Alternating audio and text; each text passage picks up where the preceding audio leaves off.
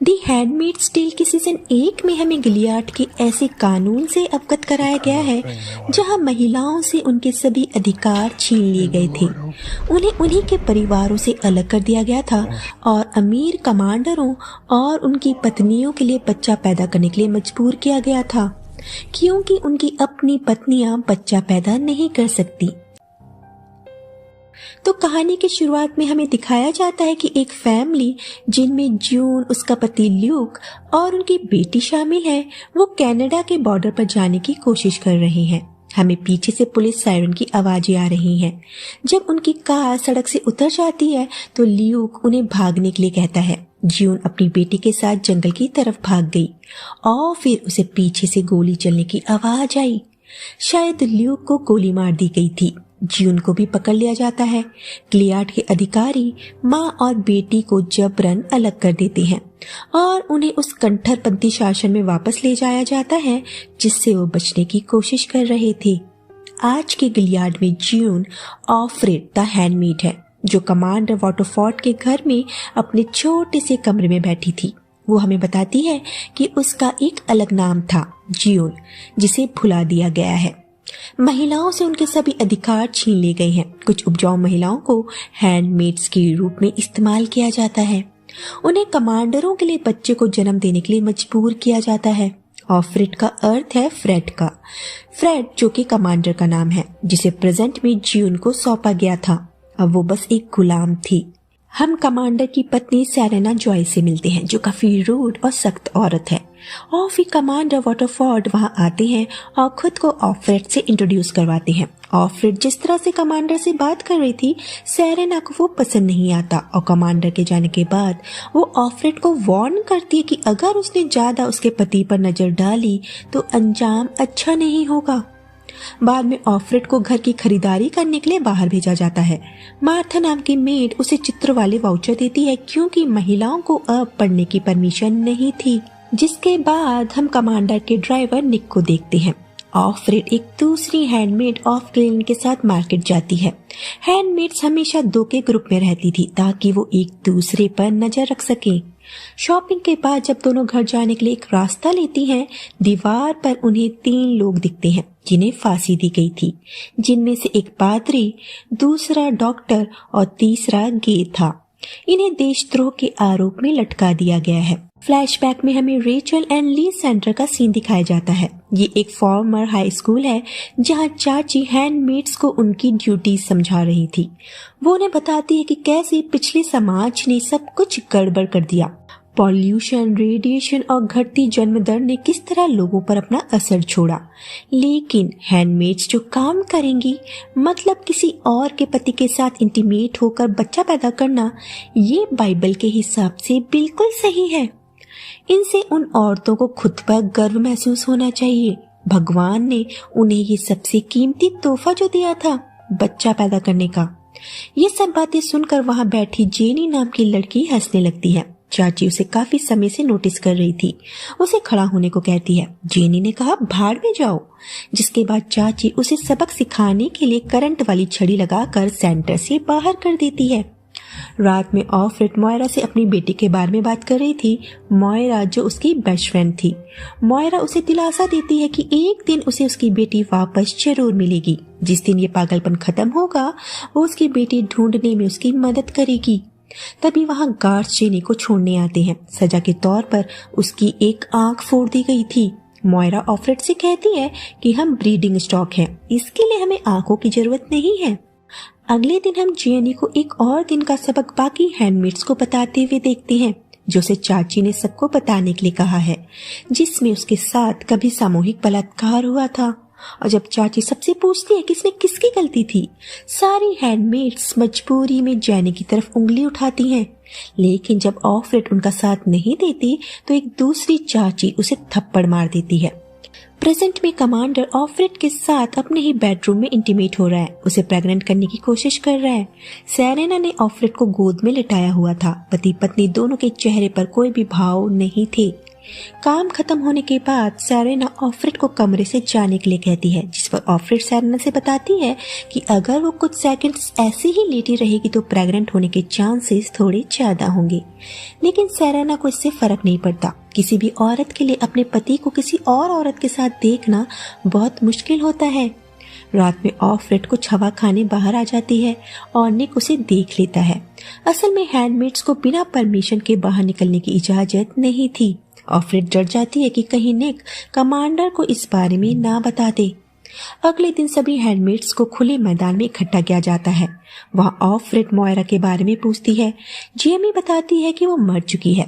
वो भागने की कोशिश कर रही थी। उसे पकड़ लिया गया और कॉलोनियों में भेज दिया गया, जहां जहरीले कचड़े को साफ करने का काम करना पड़ता है और इस वजह से वहां काम करने वालों की डेथ हो जाती है।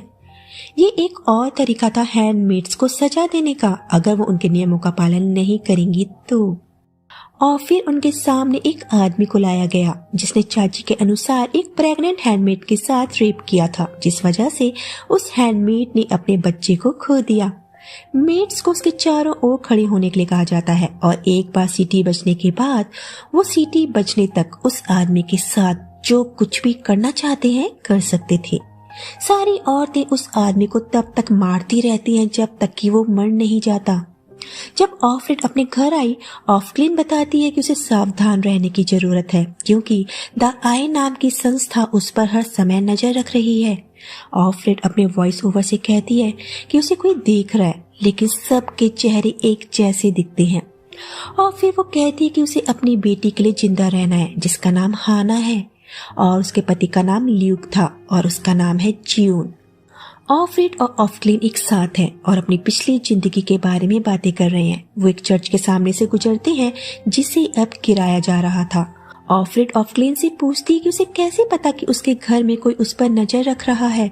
इससे पहले कि ऑफ्रेड को कोई जवाब मिल पाता, एक काली वैन सड़क पर तेजी से आती है जिसमें से काले कपड़े पहने दो आदमी निकलते हैं और एक अटैची के साथ सड़क पर चल रहे एक आदमी को पकड़ लेते हैं।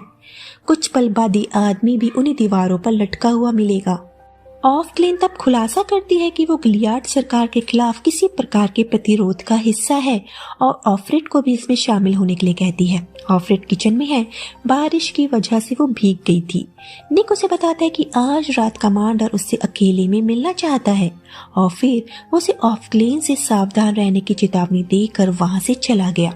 इससे पहले कि वो इस बारे में और सोच पाती, एक लाल वैन बाहर आती है और हम देखते कि जेनी की आज डिलीवरी है, इसीलिए सारी हैंडमेड्स उस कमांडर के घर जमा हुई थी जिसका ये बच्चा था। कमांडर की वाइफ बच्चा पैदा करने का नकली नाटक कर रही है और ऊपर के कमरे में जेनी है जिसे सच में दर्द हो रहा था।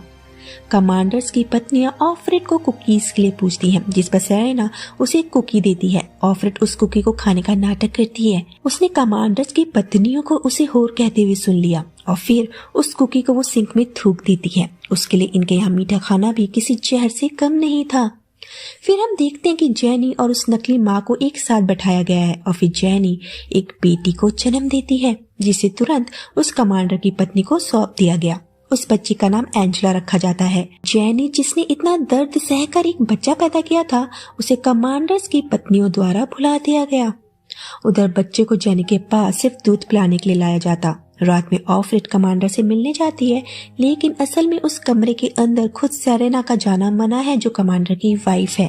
वहाँ कमांडर ऑफ्रेड को साथ में स्क्रैबल खेलने को कहता है। दोनों साथ में बैठकर स्क्रैबल खेलने लगी और ये गेम कमांडर जीत जाता है। और फिर वो वॉशिंगटन से लौटने के बाद एक और मैच खेलने की बात करता है। हाथ मिलाने के बाद ऑफ्रेड अपने कमरे में जाती है और पागलों की तरह हंसने लगती है।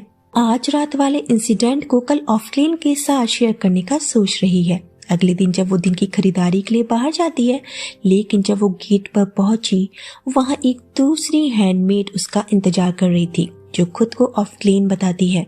पहली वाली ऑफक्लिन के साथ क्या हुआ किसी को कुछ नहीं पता। ये सोच सोच कर ऑफ्रेड, जो कल रात तक पागलों की तरह हंस रही थी, एकदम से सदमे में चली जाती है। गिलियाड में रहने वालों के लिए उनके सबसे बुरे डर का एहसास है।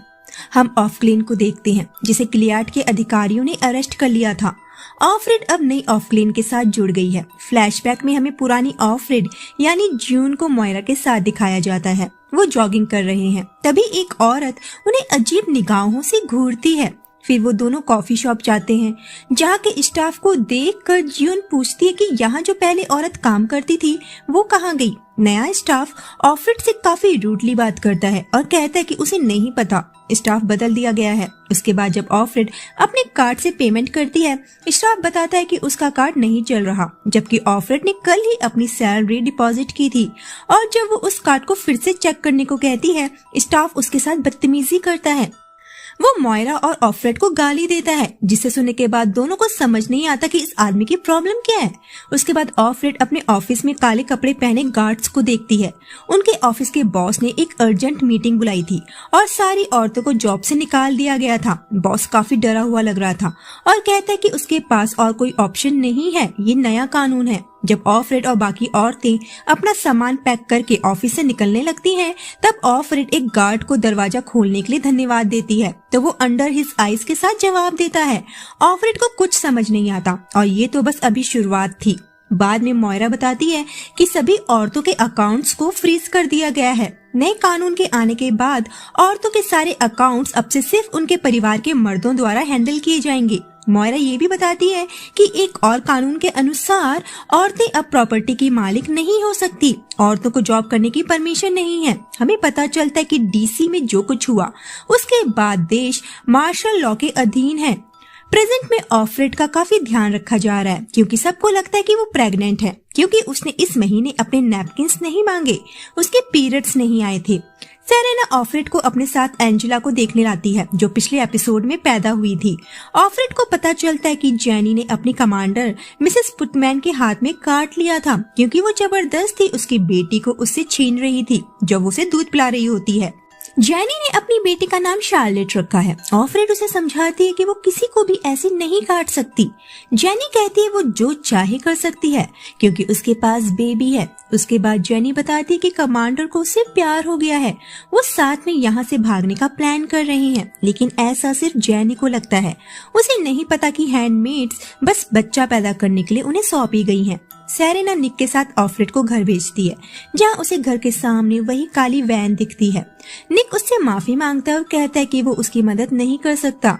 गिलियाड के अधिकारी ऑफ्रेड से ऑफक्लेन के बारे में पूछताछ करते हैं। दरअसल ऑफक्लेन एक लेस्बियन है, जो वहाँ के कानून के हिसाब से एक क्राइम था और उन्हें ये बात पता चल गई थी। वो ऑफ्रेड से जानना चाहते हैं कि क्या कभी ऑफक्लेन ने उसके साथ कुछ गलत हरकत करने की कोशिश की है। ऑफ्रेड कहती है नहीं।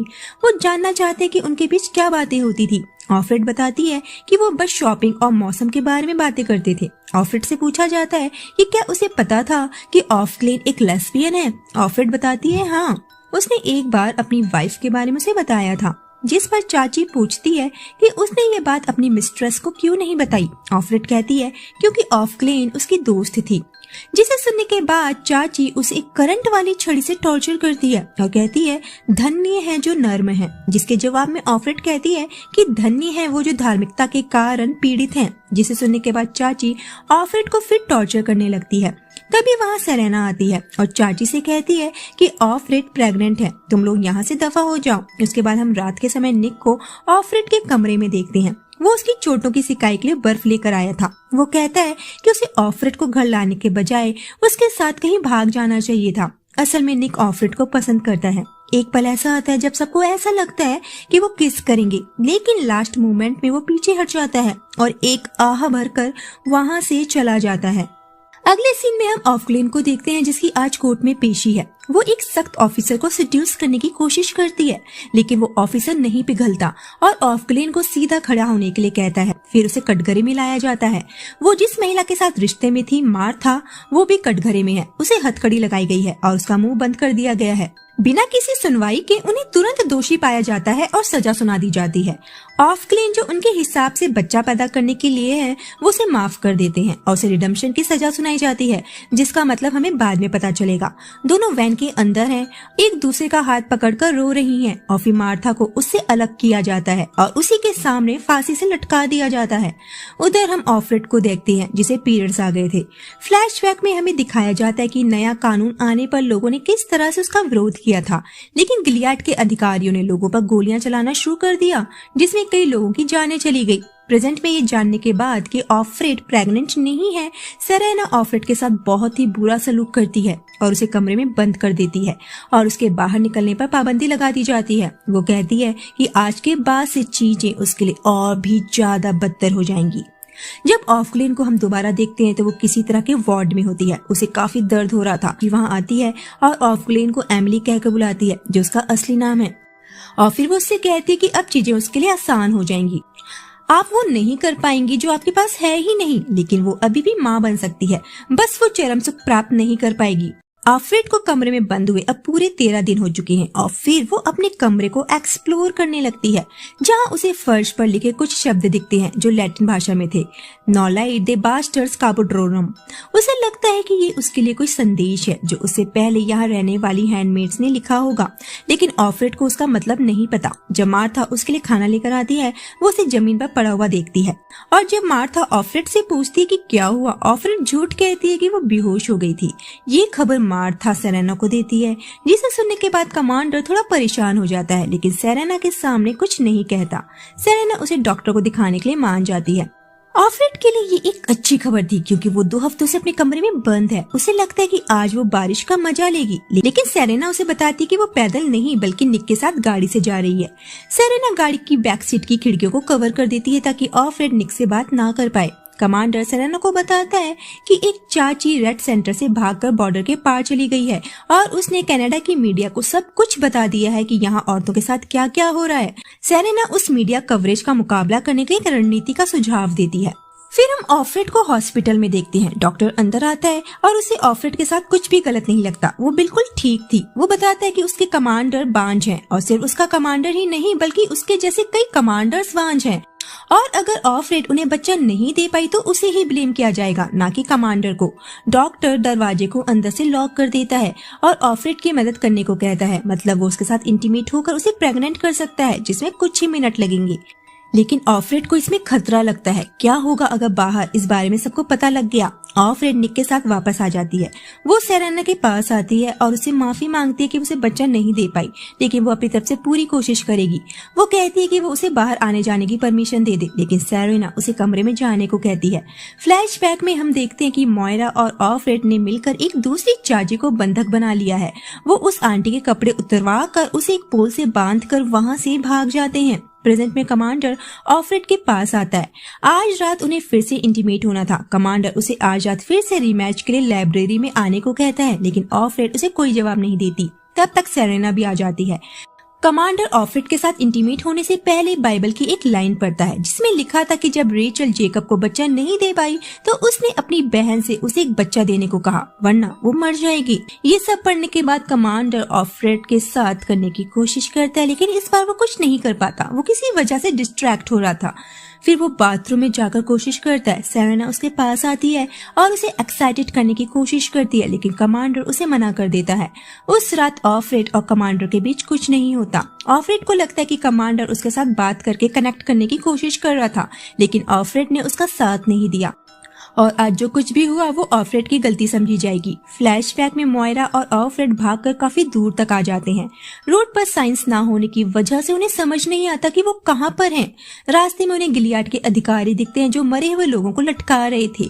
देश की हालत देखकर दोनों शॉक्ड हो जाती हैं। देश का पूरा नक्शा ही बदल चुका था। फिर वो रेलवे स्टेशन आती हैं। मोयरा गार्ड से बॉस्टन जाने वाली ट्रेन के बारे में पूछती है। वहीं ऑफरेड को एक ऑफिसर आकर घेर लेता है और पूछताछ करने लगता है। तब तक ट्रेन भी आ चुकी थी। मोयरा देखती है कि ऑफरेड के साथ कोई गार्ड है। ऑफरेड उसे इशारा करती है कि वो अकेले ही उस ट्रेन पर चढ़ जाए। मोयरा ट्रेन पर चढ़कर भाग जाती है। ऑफरेड को पकड़ लिया जाता है और फिर चाची लीडिया ऑफरेड को एक टेबल पर लेटाकर उसे बांधकर टॉर्चर करती है। वो उसे होर कहकर बुलाती है और कहती है कि तुम बस बच्चा पैदा कर सकती हो, इसीलिए यूजफुल हो, लेकिन उसने आज जो कुछ भी किया उसका अंजाम उसे भुगतना पड़ेगा। और फिर एक आंटी आकर ऑफरेड के पैरों पर मारना शुरू कर देती है और दर्द के मारे ऑफरेड की चीखें निकलने लगती है। जख्मी पैरों के साथ उसे बेड पर लाया जाता है। प्रेजेंट में ऑफरेड कमांडर से उन शब्दों का मतलब पूछती है जो उसके कमरे के फर्श पर लिखे हुए थे लैटिन भाषा में। कमांडर उसे डिक्शनरी देता है और बताता है कि इसका मतलब है कमीनों को तुम्हें कुचलने मत दो। कमांडर जानना चाहता है कि ऑफरेड ने ये कहाँ पढ़ा। ऑफरेड उससे झूठ कहती है कि उसके किसी फ्रेंड ने उससे ये कहा था। कमांडर उससे पूछता है कि क्या वो यहाँ रहने वाली पहली हैंडमेड को जानती थी। जवाब देने के बजाय ऑफरेड उससे पूछती है कि पहले वाली ऑफरेड के साथ क्या हुआ था। कमांडर बताता है कि उसने छत से लटक कर सुसाइड कर लिया था, लेकिन वो चाहता है कि ऑफरेड सरवाइव करे। ऑफरेड कमांडर से कहती है कि वो उसे अपने कमरे से बाहर जाने की परमिशन दे, जो सेरेना ने उसे नहीं दी, वरना वो गिव अप कर देगी और वो गिव अप नहीं करना चाहती। अगले सीन में हम देखते हैं कि ऑफरेड को बाहर निकलने की परमिशन मिल चुकी है। निक उसे देखकर खुश होता है। वो खिड़की पर खड़ी सेरेना को घूरते हुए गेट से बाहर निकल जाती है और इस छोटी सी जीत का आनंद लेती है और अपने वॉइस ओवर से कहती है कि पहले वाली ऑफरेड अभी जिंदा है और वो मैं हूँ। वो हम सारी हैंडमेड्स में जिंदा है। और फिर वो वही मुहावरा बोलती है, कमीनों को तुम्हें कुचलने मत दो। और ये एपिसोड यहीं पर खत्म हो जाता है। अब शुरू होता है एपिसोड 5, जिसका नाम है फेथफुल। पिछले एपिसोड में हमने देखा था कि डॉक्टर ऑफरेड को प्रेग्नेंट करने का ऑफर देता है, लेकिन ऑफरेड मना कर देती है। ऑफक्लेन का ऑपरेशन कर दिया गया है, वो अब चरम सुख प्राप्त नहीं कर सकती। ऑफरेड कमांडर के साथ है। स्क्रैबल का ये मैच ऑफरेड जीत चुकी है, जिस पर कमांडर कहता है कि शायद ऑफरेड को उसकी वीकनेस पता चल चुकी है। ऑफरेड कहती है हाँ शायद। ऑफरेड के वॉइस ओवर से हमें पता चलता है कि वो अब तक 34 गेम खेल चुके हैं और इस दौरान वो ये जान पाई है कि कमांडर को उसका फ्लर्ट करना पसंद है और ऑफरेड को ये पसंद है कि कमांडर उसे हर गेम जीतने देता है। ऑफरेड को लगता है कि उनकी जोड़ी स्वर्ग में बनी है। उसके बाद कमांडर ऑफरेड को एक फैशन मैगजीन देता है जो कानून के हिसाब से कब की नष्ट कर दी जानी चाहिए थी, लेकिन कमांडर को पता है कि ऑफरेड को ये मैगजीन पसंद है। लेकिन ऑफरेड को अब इस मैगजीन में छपी मॉडल्स पागल लगती हैं, जैसे किसी चिड़ियाघर के जानवर। ऑफरेड खुद से पूछती है कि कैसे पता चलेगा कि कमांडर उसके बारे में कैसा महसूस करता है और खुद ही जवाब देती है कि वो आपके लिए छोटे छोटे गिफ्ट्स लाने लगते हैं। उसके बाद फ्लैशबैक से हमें पता चलता है कि ल्यूक जो ऑफरेड का पति है वो पहले से शादीशुदा था और उसने बिना तलाक लिए ऑफरेड से शादी की थी, इसीलिए नए कानून द्वारा उनकी शादी को रद्द कर दिया गया। उसके बाद हम निक को किचन में देखते हैं और ऑफरेड के हिसाब से जो आपको पसंद करता है वो हमेशा आपके आसपास भटकता रहता है। निक उनमें से एक है। उसके बाद सेरेना आकर ऑफरेड से बाहर चलकर उसकी मदद करने को कहती है।